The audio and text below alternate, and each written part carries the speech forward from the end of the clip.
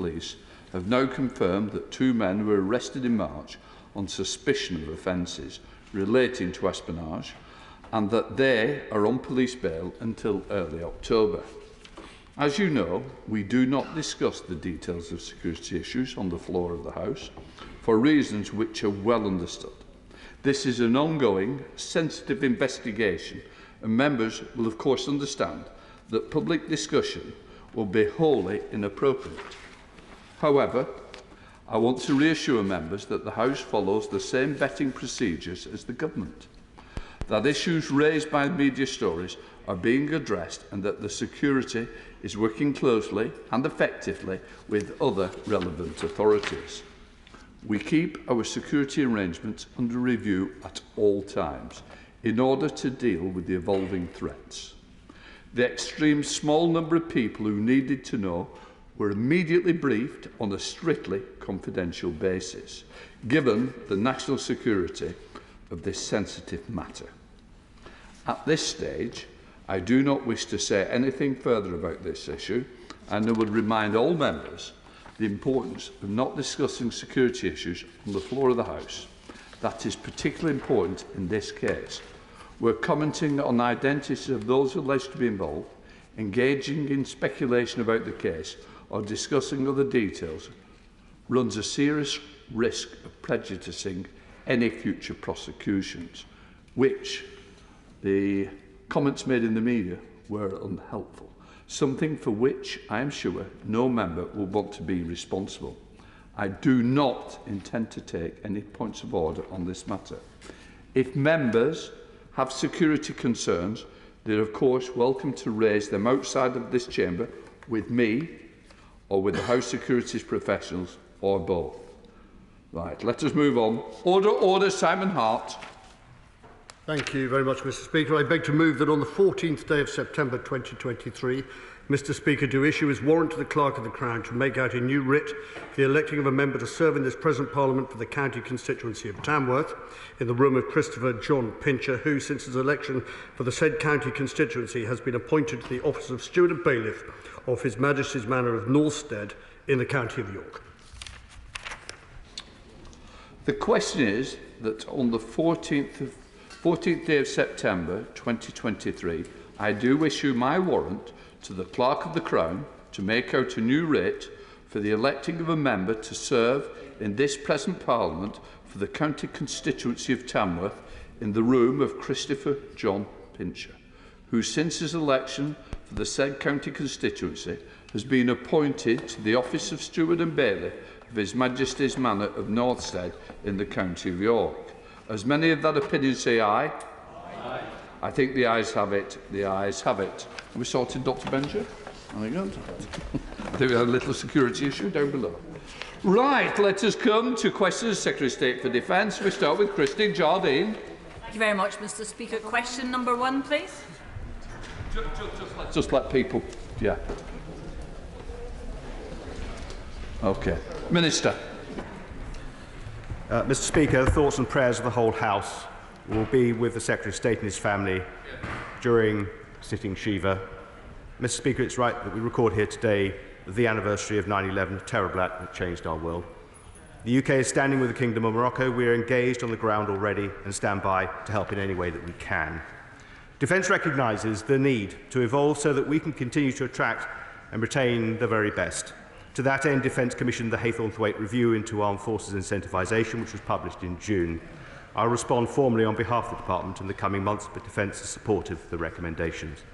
On retirement age, I have committed to work with officials and the single services to review rigid cut-offs and to consider establishing an assessment framework to be used on a case-by-case basis.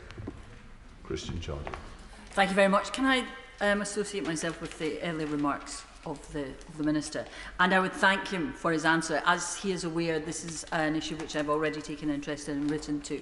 And I had a constituent came to me recently who has spent a good number of years in the armed forces and is very proud of what he has given to keep our country safe, but concerned that the armed forces, particularly the army, is losing institutional memory. And so specifically with reservists, the cut-off age of 55 he feels is too young. And certainly for roles which are perhaps more administrative. And I wonder if the Ministry could take this into account in the review and perhaps consider allowing reservists to stay longer in those roles. Mr. Speaker, I really have to declare my interest at this point, as I'm in my 63rd year and I remain a reservist. I am sympathetic to the points the Honourable Lady makes, and we will certainly factor them into our review. The Secretary of State, John Healey. Mr. Speaker, we know the Defence Secretary is with his close family today, and we, on this side, extend our deepest condolences. I also offer him our warmest congratulations.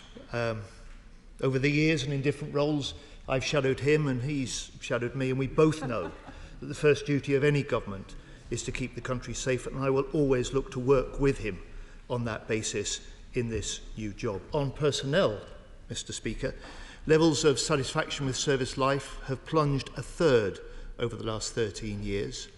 What's the plan to lift these record low levels of military morale?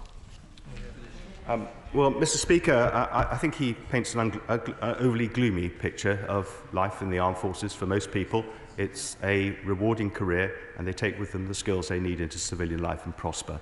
However, we are aware of our need to compete in the workplace in the years ahead, and to that end we have commissioned Rick Haythornthwaite, for his review, which we broadly agree with and will respond to very soon.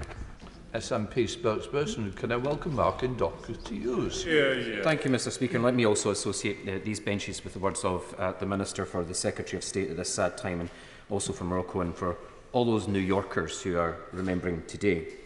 We know that the cost of living crisis is one which is affecting us all equally, and the Minister has had some fine words today, but we know his party is often in an inverse relationship with the rhetoric and action with our personnel. So can the Minister tell the House and members of the armed forces what his government is going to be doing to remedy the shameful reality of an armed forces personnel being given the lowest pay rise among public servants, a paltry 5%? I think the Honourable Gentleman may be in error. The lowest paid members of our armed forces were awarded 9.7% by the Armed Forces Pay Review Body, a recommendation which we accepted in full. Seniors got 5.8%, and those of two-star rank and above got 5.5%. That will give the best pay award to the least well paid in our armed forces.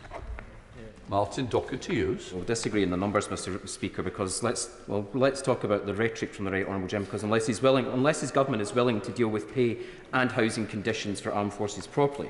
Now, as the armed forces personnel leave the forces for better paid jobs, could it not be time to consider the reason the police were able to secure an almost 50% higher pay rise than our other uniformed public servants? Was it because they have a statutory body to represent them in dealing with the government, and why doesn't his government support that action?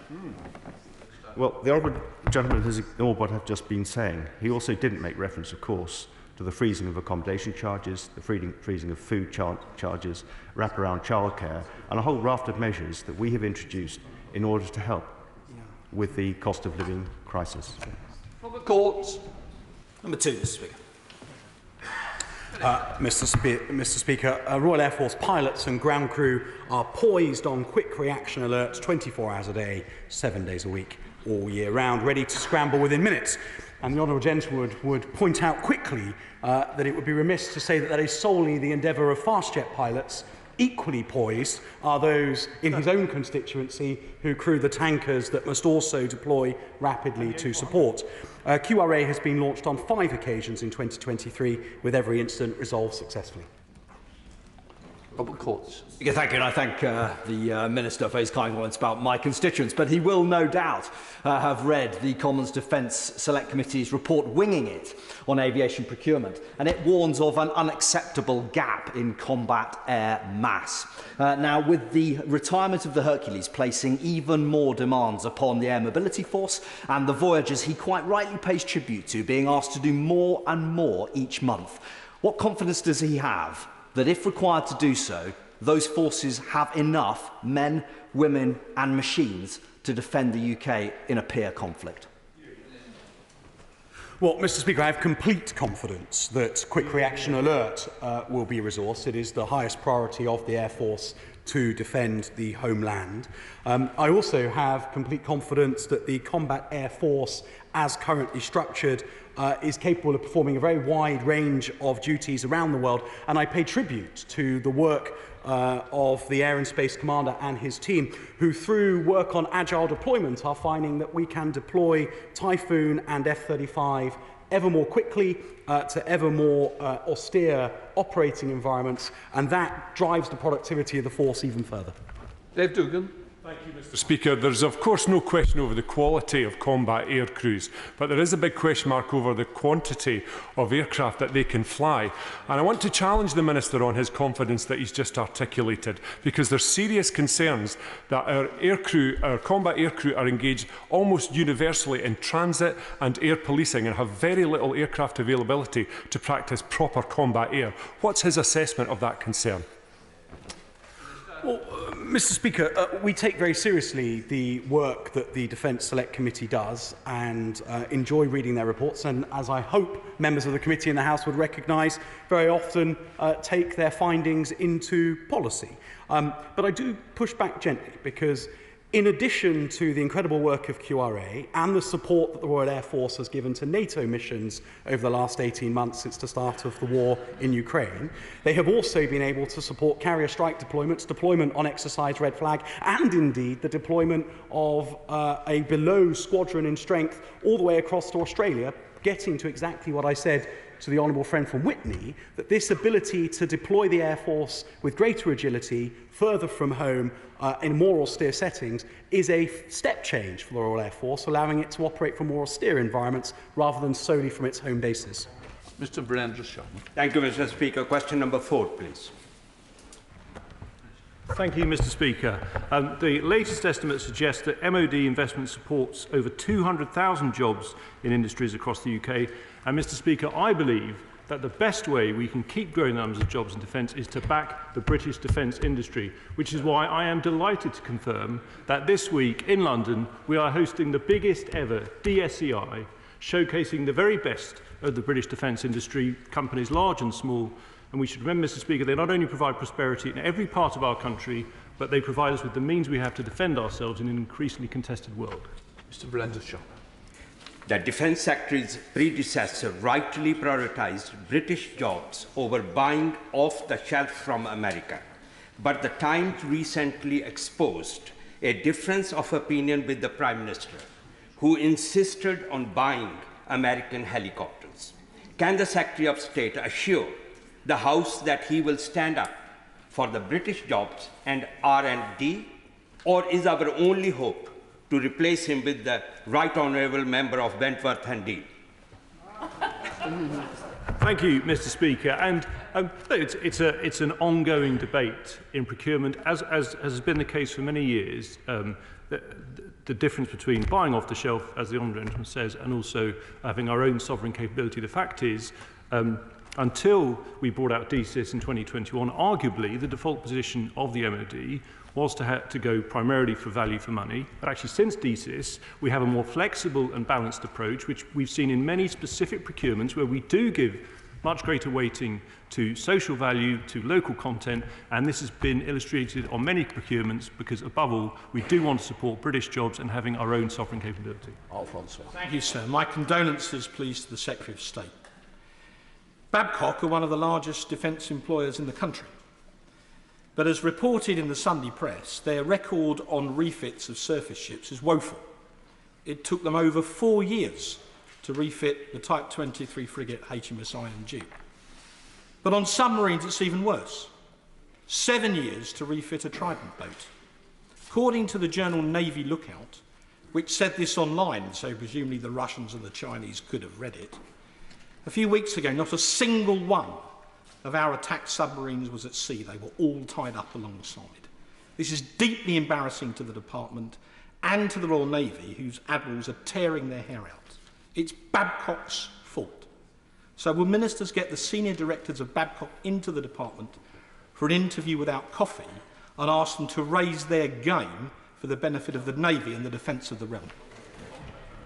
Well, I'm grateful to my right honourable friend. I have the greatest respect for him. He will appreciate we do not comment on the operational availability of submarines. This is a particularly sensitive matter. However, he is absolutely right that we do need to focus on the time it's taking to bring ships and all aspects of our fleet back into service. I can confirm to him I do engage regularly with Babcock, and I will be visiting Devonport very soon. Can I welcome the Shadow Minister, Maria Reid? Yeah. Thank you very much, Mr. Speaker. The government's wasted £15 billion through mismanagement of defence procurement whilst failing to deliver vital equipment and overseeing the loss of 30,000 highly skilled jobs in the defence and aerospace industry since 2010. So does he accept that preventing another 13 years of Tory failure is key to increasing the number of UK-based jobs in the defence sector, backing British industry and British military resilience? Yeah. Well, I'm grateful, I welcome her to her new position, as I believe is my shadow.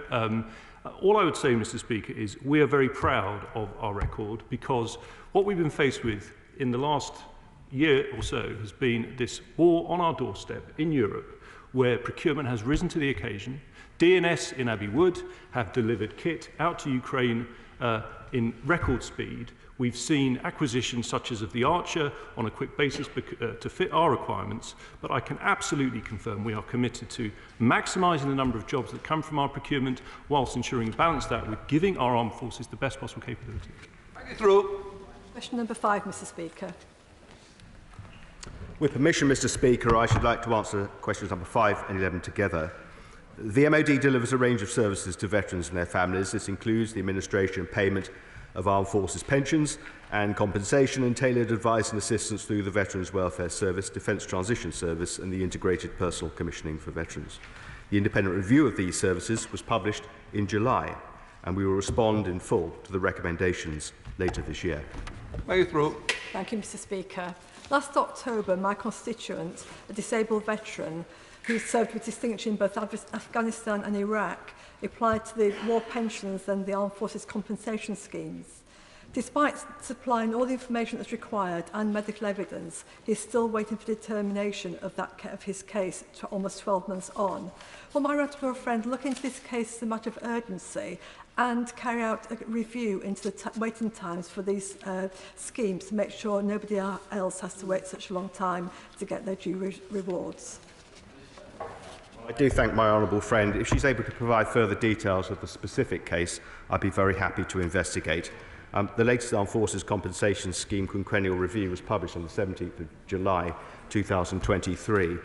It aims to ensure that the scheme remains fit for purpose and identify opportunities for improvement of the sort that my honourable friend has highlighted. Its recommendations are being considered at the moment. I think timeliness is foremost amongst them, and a government response will be published later this year.